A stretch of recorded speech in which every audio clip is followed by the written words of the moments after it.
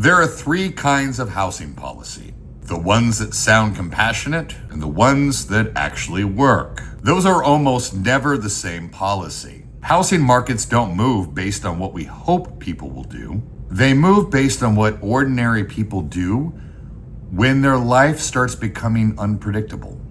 And if you watch behavior, you will usually see the housing shift before it shows up in prices. Let's start in Minnesota. Over the last several years, we've watched repeated waves of protesters and civil unrest in parts of Minneapolis.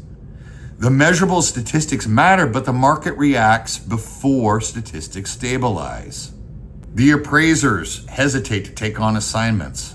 The trades start charging more, or they refuse the smaller jobs. Agents only preview during daylight hours. Families start checking school districts across city lines. A city does not lose value when something dramatic happens once. It loses value when normal routines feel unreliable. The first people to adjust are not the wealthy, they're not the poor. The first to adjust are the planners. The parents scheduling activities, where they're going to have a birthday party, where the kids go to school. Commuters calculating routes to work, people deciding where to host gatherings. Desirability is not only safety, it is predictability. We saw a version of this in Los Angeles as well. Between the riots, encampments, and uncertainty around public spaces, buyers didn't wait for official reports. They changed their behavior first. When normal life feels harder, buyers widen their search. The tipping point is friction. Now go to New York. A newly elected administration entered office promising expanded services funded primarily by taxing high earners. The political message was simple: relief without burden on most residents. Then the budgets met reality. So the city begins discussing dipping into the rainy day funds, raising property taxes, and other broad revenue resources because, well, the math required more than taxing only a small group. The intention always targets the minority of the taxpayers, but the operating costs always end up requiring a majority to participate. Housing reacts to that moment. Owners don't sell immediately. They postpone improvements. They convert long-term rentals into shorter-term strategies. They delay reinvestment. The tax base rarely collapses overnight. It just slowly stops improving. Maintenance is the first casualty of revenue pressure.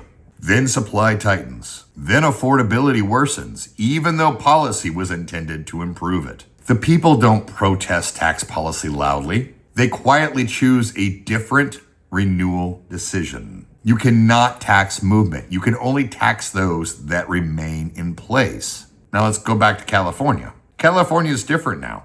Not because homes are expensive. High prices are old news here. California is becoming a place where the mortgage is no longer the most expensive part of owning a home. For decades, affordability followed a simple formula: price, rate, payment. Today, the order's changed. It's insurance, eligibility, and then the rate. Buyers are qualifying for their loans, but then losing properties because they can't obtain acceptable insurance coverage. Escrows reach final approval and fail when coverage can't be secured. Multiple carriers have reduced or paused issuing new policies in higher risk areas, according to the California Department of Insurance filings. This is just over the last 2 years. We spent decades teaching buyers to watch interest rates. Now they have to watch risk maps. Look, you can buy down a rate. You cannot buy down a wildfire risk.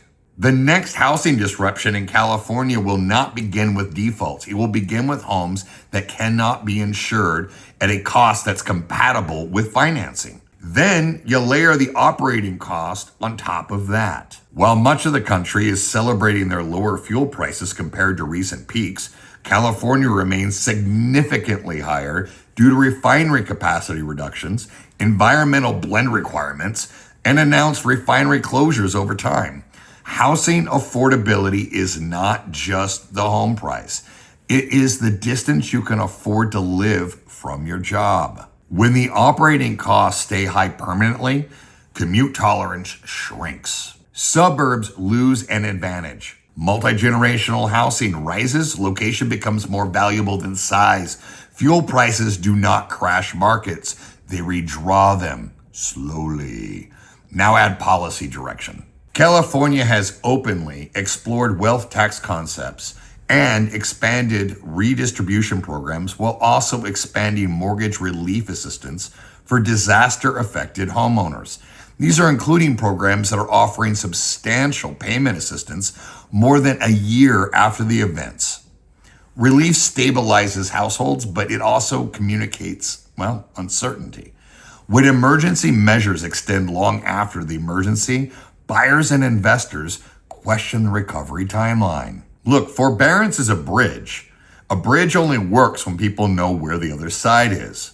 Markets do not fear the bad news, they fear uncertain timelines. The result is not simply expensive housing. It is unpredictable ownership. Insurance availability is going to change eligibility. Energy costs changes geography. Policy direction changes confidence. People can budget expensive. They cannot budget unstable. And behavior is already showing it. The national search data reported by major real estate portals has shown roughly a quarter of Las Vegas home searches are originating from California users. That's not politics, that is planning behavior. Now, step back. Minnesota shows exactly what happens when routine predictability weakens. New York shows what happens when revenue expectations meet math. California is showing what happens when risk replaces financing as the gatekeeper. Different policies, same outcome. People do not move because of ideology. They move because planning stops working. Every housing crisis begins as well-intended correction. Policy predicts intention. Behavior predicts outcome. But families choose predictability before belief. Businesses choose risk reduction before expansion. Investors freeze before they flee. Housing markets rarely change because people panic. They change because people quietly adapt.